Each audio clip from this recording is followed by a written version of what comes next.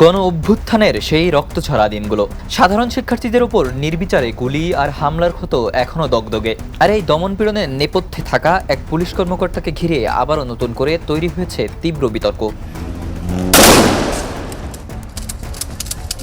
অভিযোগের তীর তৎকালীন ব্রাহ্মণবাড়িয়ার নবীনগর থানার ভারপ্রাপ্ত কর্মকর্তা ওসি মাহবুবের দিকে।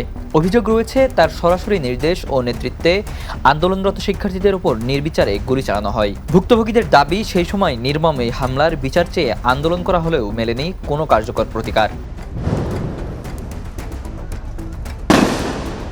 কিন্তু অবাক করার মতো বিষয় হলো, সেই বিতর্কিত কর্মকর্তাকে শাস্তির মুখোমুখি করার বদলে দেওয়া হয়েছে বড় পুরস্কার। বর্তমানে তিনি নারায়ণগঞ্জের ফতুল্লা থানার ওসি হিসেবে দায়িত্ব পালন করছেন। আর এই পোস্টিংয়ের পরই ফতুল্লা থানায় নতুন করে দানা বাঁধছে ক্ষোভ।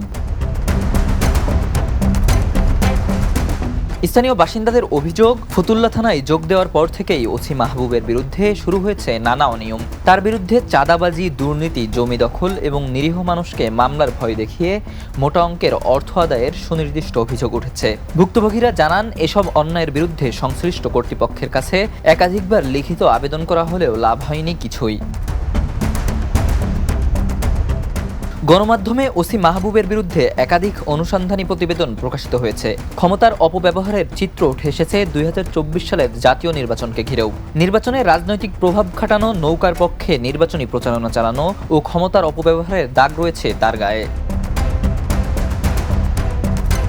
কিন্তু এত কিছুর পরও কেন তার বিরুদ্ধে কোনো প্রশাসনিক ব্যবস্থা নেওয়া হয়নি, তা নিয়ে উঠছে বড় প্রশ্ন।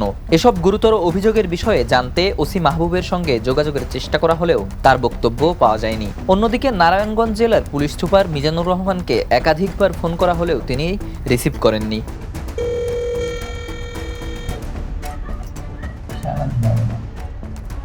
ফলে পুলিশের কোনো আনুষ্ঠানিক বক্তব্য মেলেনি। প্রশ্ন উঠছে, অভিযোগের পাহাড় থাকার পরও কেন এখনও দৃশ্যমান কোনো ব্যবস্থা নেওয়া হলো না? ভুক্তভোগী ও স্থানীয় বাসিন্দাদের এখন একটাই দাবি, একটি নিরপেক্ষ ও স্বচ্ছ তদন্তের মাধ্যমে এই পুলিশ কর্মকর্তার বিচার নিশ্চিত করা হোক। Desk report, the news.